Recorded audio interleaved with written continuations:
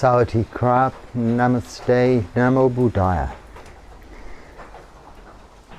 This will be the last talk from here in my kuti at Wat Phamphai, Rayong, Thailand, which is where I've been living for the last 7 months. I'm not leaving, I am going away for the Rains retreat.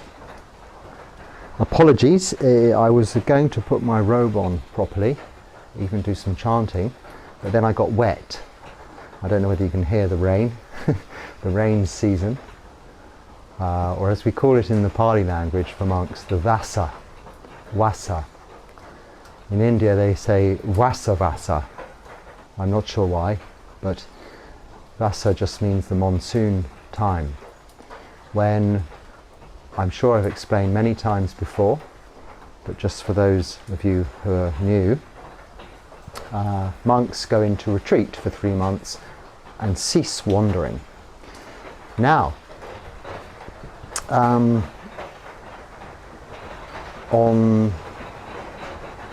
Monday, which is tomorrow evening, today is Sunday, the day before Uposatha. The Uposatha being the full moon of the month and the new moon of the month, or the Buddhist holy day, Buddhist Sabbath. Now the 3-month rains retreat, the Vasa, also called Buddhist Lent, begins on the first of the full moon of, ordinarily it's the full moon of July, and ends with the full moon of October. But because the full moon of October is the first, or something like, is the very, very end of October, the whole thing has shuffled forward basically, so it's late this year. So it begins in August, but right at the very beginning. So the full moon of August, the 1st of August, is Uposatha, but is also the Buddhist festival of Ashala Puja. Ashala Puja. And this is when monks all come together in their place to be of residence for the following 3-month period and make that determination to stay put with no further wandering. Now, as I've had no wandering since before I arrived here in January of this year, 7 months ago, the beginning of January, or is it 8 months? I'm not sure, long time anyway. The opportunity arose. The opportunity arose for me to, firstly a couple of weeks ago, to go and spend the Vasa in another part of India, and I was kindly, very thoughtfully considered for a place in a monastery in northeast India, one of my own monastery of ordination, the Mahabodhi Society of Bangalore in India, one of their branches, to spend my rains retreat there. But as I was settled here, I said no, I should spend the rains retreat here. So many of you have asked, oh, you've changed of plan, why are you leaving Thailand, why are you going back to India, and speculation over many reasons. Okay, so here it is. Let me just tell you what's happening first. Tomorrow evening I will go to India, to arrive there late Monday night, early Tuesday morning on the 1st of August, the full moon, the Uposatha. I'm used to that because I've always been travelling back to my Mahabodhi Society in Bangalore for the Uposatha when I was living in India every 15 days, if you've seen the videos. So nothing new there. In fact, it's a much shorter journey. Even though I'm coming from Thailand, it's not right across India on a bus, it's just one plane, and it's 3 hours as opposed to 12, so there's a thing. A couple of hours to the airport this end. It's still shorter, still a shorter journey from where I was before in India, in that coconut grove. So it's a simple thing, but I'll arrive there for the 1st of October Uposatha, full moon, which is the Ashala Puja, and then from there, after the ceremony of the Shala Puja in Mahabodhi, Bangalore, we'll be going to another of their branches, just outside of Bangalore, not far away, one of the new branches, which I know nothing, I have been there, but I can't remember much about it. I've Googled it, and all there looks to me to be is a shed and a water tank, so not much, but that's all I need, a little bit of accommodation. It's a retreat time for reflection and meditation. Now, I'm not going to go silent on you. I will continue with my daily talks, and I'm looking forward to actually expanding a little bit upon them, maybe a little more than just 5 a week. I've only just expanded to 5 a week. I'll have less distraction, less other duties. So I think possibly can, well, certainly, hopefully continue with those talks, but maybe also include, for those that are interested, but as a separate thing, some coverage of pujas, so the chanting, and meditation, guided meditation, and just simply live meditation if I'm meditating alone, or maybe with some of the other monks. It might be interesting to some. It won't be instead of, I'll include it. If it's popular, it will stay. If it's not, then, well, I don't need it, it doesn't matter really. I'm doing it anyway. So that's what I'll be doing for the Vasa whilst I'm there, and not much else. I'll be going on Bindabat, going on my morning alms round to collect food. Apparently you can do that in that area, which is good. And then I'll return to Thailand, back here, on the Pawarana, which is the full moon of October, which is at the very end of October, the 29th. Pawarana is the closing ceremony to this monks lockdown. Probably I shouldn't call it monks lockdown, but that's what it is. It feels like more of a lockdown to me than even the lockdown did, because I could go. I travelled all over the place during the lockdown. I had reason to, but I did. But I really cannot during this lockdown, and it's every year. I mean, I will admit personally, it is something about the monastic rules in this modern day and age that, as a foreigner in different countries with visas and travel arrangements and different seasons in different places, I find it rather inconvenient and a little irritating that the whole year has to sort of fit around this 3-month lockdown. But I'm very so fortunate in that my monastery in India has many branches, and also my connections here in Thailand allow me to have some flexibility. But I feel very, not sad's not the right word, or compassionate, let's say, for the monks who maybe are travelling alone on Tudong and really just have to pitch up at a monastery and stay there and not know what's going to be ahead of them for the next 3 months. For that reason also, I like to be not where I'm living for the Vasa, because I think it's then more fitting with the spirit of Vasa, because I also don't know what I'm going to.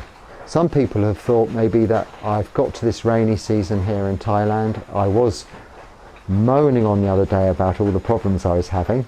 It was not really moaning, I was explaining so that people understand what it's like here in, sorry to call you people, friends. Have I said hello, friends, welcome? Yes, no, I started rambling.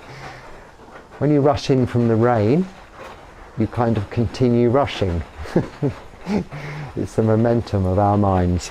I'll slow down until I remember that I've not looked at the time and realise that maybe, look, I've already started doing this motion, yes? Have you noticed? This is going to India for you. It happens, this. Getting into the spirit of Vasa is such that it's, I found beneficial for my practice to change the environment. It ups the ante, it steps it up a little. So no, I'm not running away from Thailand to get away from the rainy season in the jungle. In fact, I've experienced probably most of it so far, a lot of it already, with no problems. I'm used to it. It's really not anywhere as bad as it may seem for me, because snakes, frogs, bitey things. I was bitten on my foot yesterday, so I'm limping around and still going on arms round with bare feet in the morning, but rather slowly for that long walk. I had to set off at least 10 minutes earlier this morning because my foot really hurts underneath. I don't know what stung me. It's not swollen and you can't see anything, but it's very painful when you step on it. Anyway, that's aside. No, because where I'm going to I know nothing about. So I'm really jumping out of the frying pan into the fire, into uncharted waters, if you get all my expressions there. These little ants, very small ants, that's what I'm brushing off of me at the moment. There will be rain also. It's the monsoon season there too. It is more on flatlands, so I could be back to the wading through the water of yesteryear, the year before and the year before that I experienced in India. All of these delights to look forward to.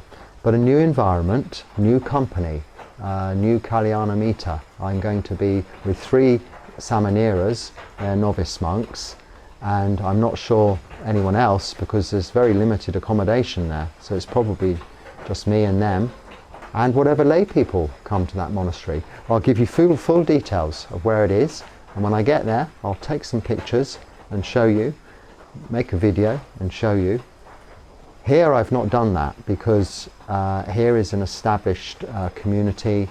I don't know and haven't had conversations to get the relevant permission for such, so I've kept it a little bit of a close guarded secret as to my whereabouts, through no intention other than to protect others' privacy and the peace and harmony of this secluded community. But where I'm going is new, and it's in a busy and vibrant, near a very busy and vibrant city just on the outskirts. So I think the atmosphere will be slightly different. And maybe, hopefully, I can encourage some people to come and actually visit me there. That would be great. Can't promise what you'll get when you get there, not much. An empty field, as I can see at the moment. We'll see. So it's not for that, it's not for visa reasons. I'm running away to do a visa run. I'm past all that now because I have a monk visa here, so that's no problem. So it's not for that reason. I'd say perhaps this is where I'm perhaps not practicing what I preach.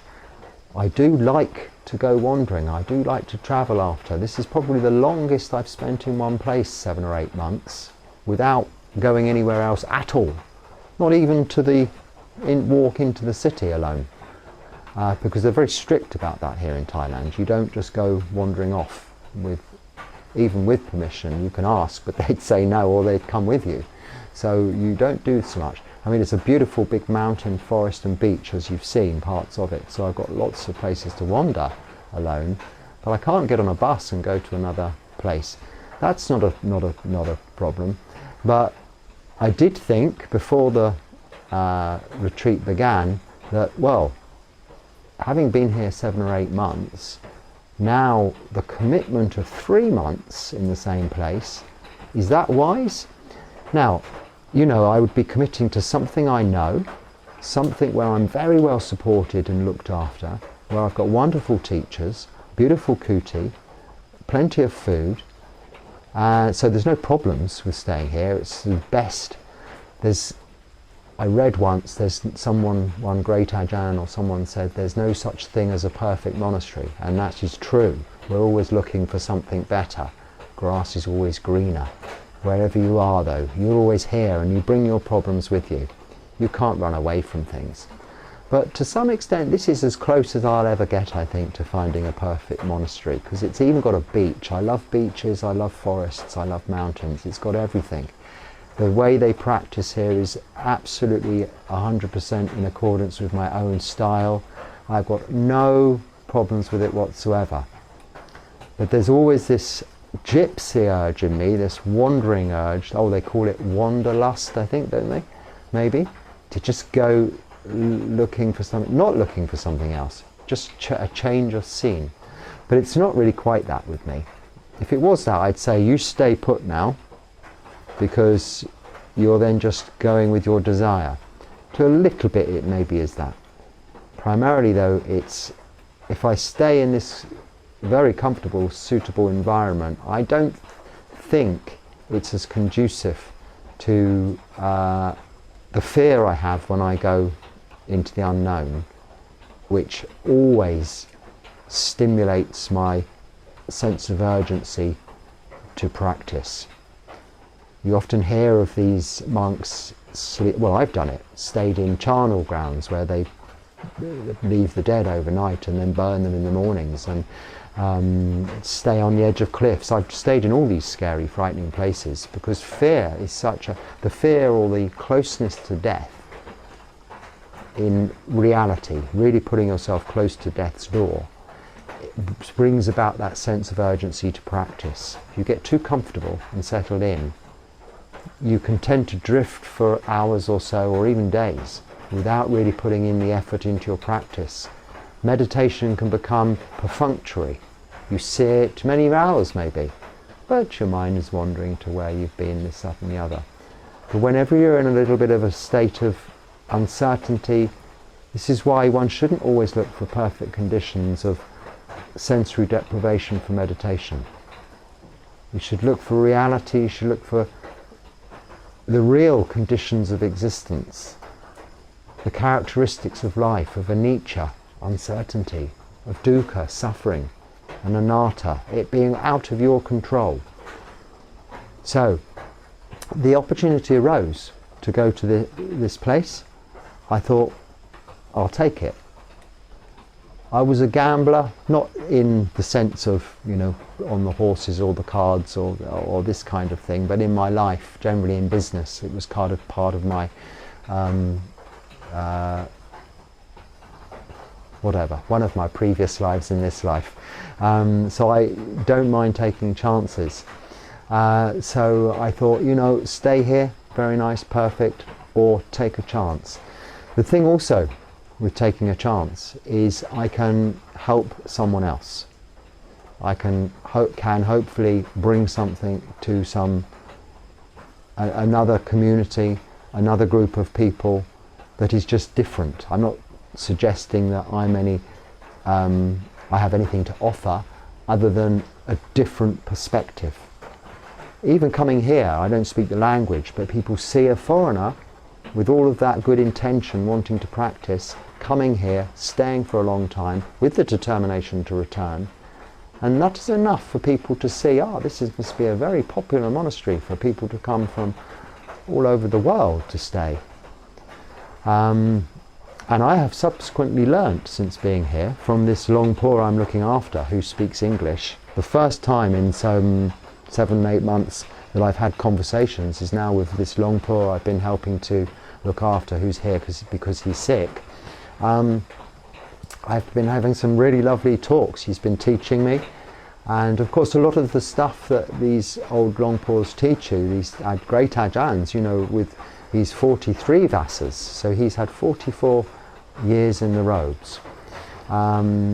It's stuff we know, stuff we've heard before, but when you hear it from someone who's still in the robes after all these years, even when they're really, really sick, and it would be easier just to perhaps maybe disrobe and go and get in a nice comfortable hospital, but he's here in this forest with me, and with me looking after him. Who'd want that? I'm really rubbish at such things. I'm just hopeless. I'm compassionate, I just practically inept at such matters. But nevertheless, he never complains.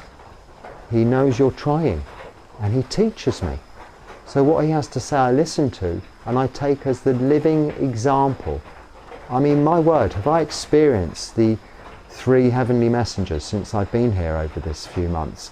There have 3 heavenly messengers, if you're not aware, that drove the Buddha from his life of luxury into this life, this very life of these robes, 2,566 years ago, was the old man, sorry, wrong hand again, the old man, the sick man, and the dead man, and the samana. The samana was a monk, before these kind of monks, but the other monks that wandered in India. He saw this old man, and he'd not seen one, he'd been protected. What's this old man? And it was explained. Then the sick man, what's the sick man? It was explained. Then the dead man, it was explained. And he thought, no, you know, I'm being sheltered from all this. I'm not experiencing suffering. Much like I was saying, when the environment's too comfortable, that sense of urgency to practice, to become enlightened within this lifetime before you die, before you get old, before you get sick, before you die, which is going to happen.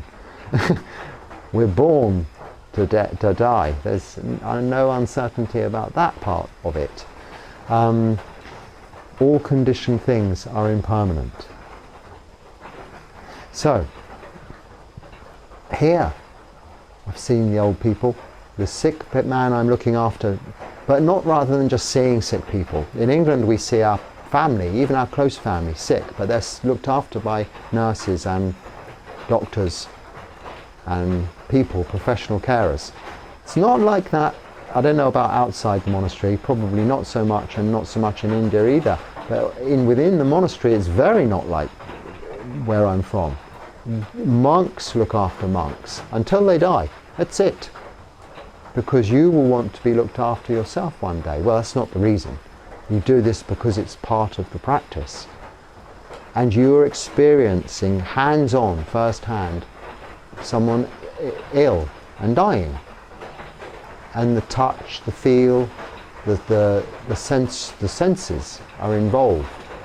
And the listening and the compassion and the understanding is, you're immersed in it. So you're experiencing sickness really first, as close as you can, without being actually sick yourself. When I suppose you're so sick you're not experiencing it as truly as you're really closely involved with someone. And any carers who are listening will understand what I'm saying, I'm sure. And anyone who's looked after closely someone sick will understand. Better than me, because I, in my life previously, one thing, I've done many things, one thing I haven't done is that. I haven't cared for the sick. Not apart from an ill child temporarily, you know, or, but nothing seriously. And then dead people, I've seen quite a few of those. We go to see dead people here as monks in Thailand and help when they put them in the fire. So these things remind me of the urgency to practice. So this is why it's a great opportunity for me also to return to my country of where I first really established my footing in Buddhism. I became interested in meditation, then Buddhism, then really was living as a Buddhist. Then I came to India now, I don't know, more than 10 years ago, 15 years, I don't know how long, 12 years ago, to research the different schools of Buddhism. So I went to the holy places in India. And then from there back to England, then Thailand, and so on and so forth. And then subsequently in the last few years I went to India to ordain, and then have spent the last 3 years there before coming here to Thailand. So it was a great opportunity also to get back there, to see my brother monks and to help them out, because they don't have as many monks as there are available in Thailand. Each monastery has to have a certain number of monks for it to meet certain criteria during this period of time. So there's a lot of moving around of monks also at this time. Now the rain is starting to come down harder, so I'm not sure you can hear me terribly well. As I didn't do any chanting, maybe give you a blessing chant in a minute, but maybe that's not going to work either. So yes, tomorrow on the way, I can. Today is the Sunday before Monday. Monday is the day before Ripossela, so tomorrow morning it'll be robe washing time, so I'm staying here for the meal in the morning. I'll go on alms round in the morning, then it's robe washing time. The last time I'll get to wash the robes properly with the wood chips from the jackfruit tree and the big cauldron, getting these ready for the monsoon season. Shaving my head time, shaving, because we only do that every 15 days, which is, so apologies for me looking 100 years old myself today. Then after about a couple of hours in the afternoon at 3 o'clock, I'll head off. The Kapia is going to collect me and we're going to go to the airport and I'll fly to Bangalore. Somehow get there from the airport there to the monastery. On the way in the airport I'll try and make another video, but this one I hope to get some internet. I certainly won't get any external internet here tonight with this maybe going on, but I should get this uploaded for you tomorrow evening. So you should be watching this on Monday evening, so I'll say happy Upossela to you on Monday evening. Today it's my birthday. I'm 56 years old. Another reminder of aging and imminent sickness and certainty of death.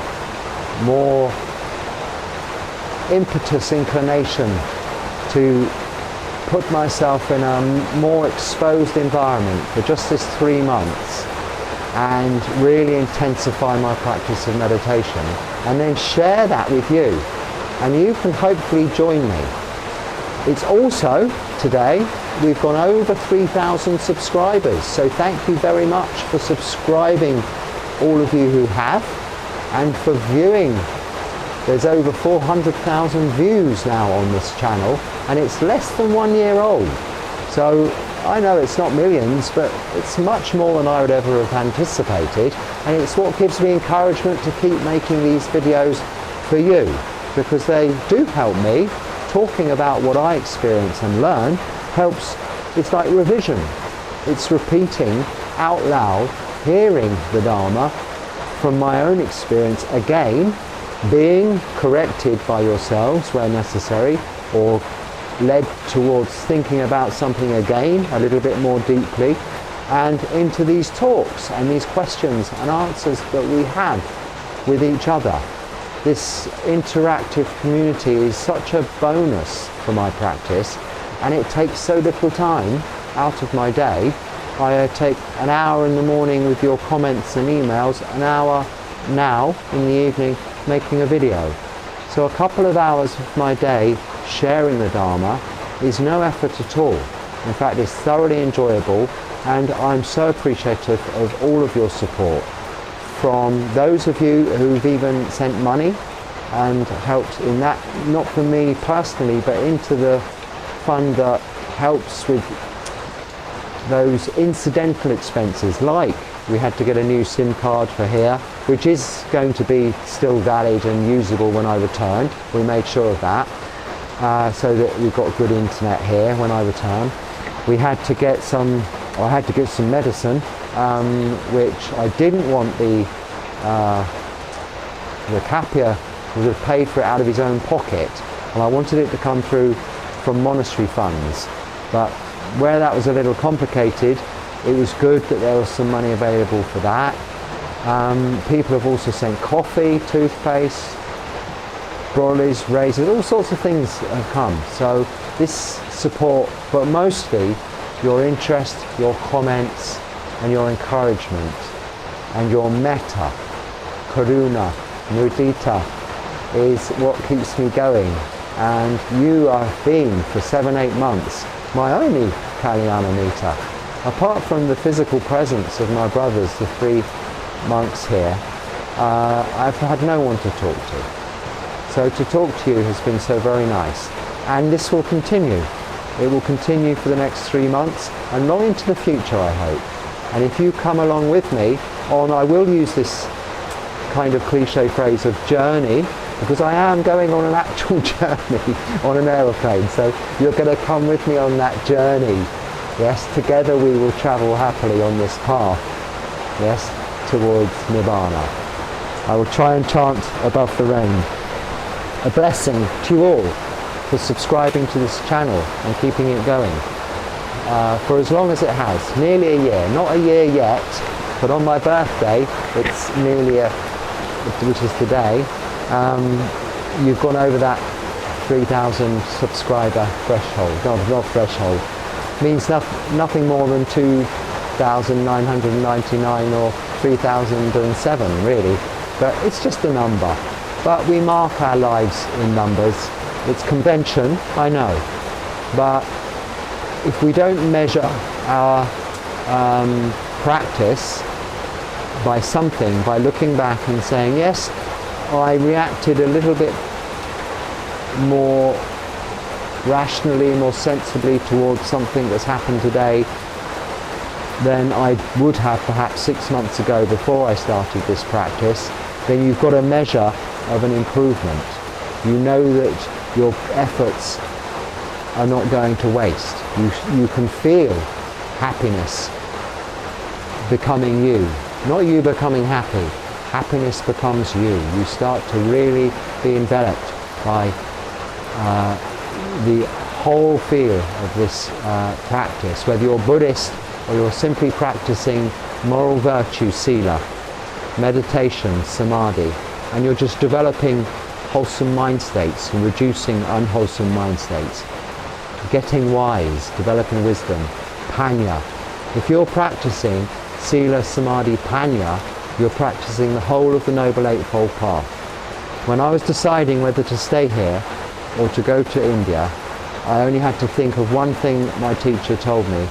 Whenever he said, you can't get hold of anybody, what are you going to do when you're on your own on too long? I said, I don't know. He said, you follow the Eightfold Path, not the Yellow Brick Road, whatever film that was or musical, the Noble Eightfold Path. Because if you follow the Noble Eightfold Path of sila, samadhi, panya, right view, right intention, right speech, right action, right livelihood, right effort, right mindfulness, right meditation, then you cannot go wrong.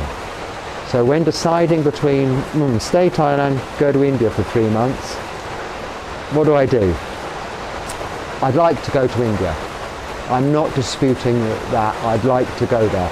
I miss India. It's my other home.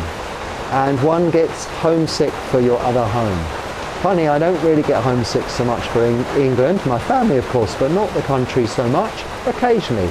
But India has become such a part of my life. I feel a little bit like that, homesick I suppose, for India. So I thought, yes, I want to go there. But is it wholesome desire, we call chanda, or is it the thirsty, craving desire, we call tanha? I thought, is it within the sila, samadhi, panya? Yeah, it's certainly morally virtuous to go there, because I'll be going there to help other people. And it's not morally wrong. Is it going to be beneficial to meditation? Well, it certainly will, because there's nothing else to do. And this is really the point of this retreat season. And will it develop wholesome mind states? Well, we'll see in time. I hope so. Wisdom. It fits into the Noble Eightfold Path, and that was all I needed to confirm that it was the right decision. I had to get permission here. They're not so happy, but they're very happy to give me permission. And then I've also got permission to return, which is the most important thing. And that is what's happening next. I hope you've been able to hear me all right. I should cut this video now because it's going to be too long otherwise. I'll try and give you a little chant on my way before I go. And on my journey, I'll make a video so that you've got some this week. This is Monday. Hopefully you'll have one Tuesday as a travel log. And then on Wednesday I should be in situ. So we'll have a new video from the new place. I'll look forward to it. And maybe seeing you even in India, because I know a lot of you are in India already. So come and see me near Bangalore. I'll send you the absolute location details. Namo tassa bhagavato Arahato Samma Sambuddhassa. Namo tassa bhagavato arahato samma sambuddhassa. Namo tassa bhagavato arahato samma sambuddhassa. Buddhang dhammang sanghang namasami. Sabitiyo vivajantu sabarogo vinyasatu. Mate bhavata vantarayo sukhi digayuko bhavam. Abhivahana silisani chammuda pachaino. Tataro dhamma vadanti vayo ano sukham balam. Bhavatu sabba mangalam ragantu sabba devata. Sabba buddha nupavena sada soti bhavantu te. Bhavatu sabba mangalam ragantu sabba devata. Sabba dhammanupavena sada soti bhavantu te. Bhavatu sabba mangalam ragantu sabba devata. Sabba sanghanupavena sada soti bhavantu te. Sukhi hotu, sukhi hotu, sukhi hotu. May you all be happy. May you stay well. May you progress happily on the path to Nibbana. Namo Buddhaya.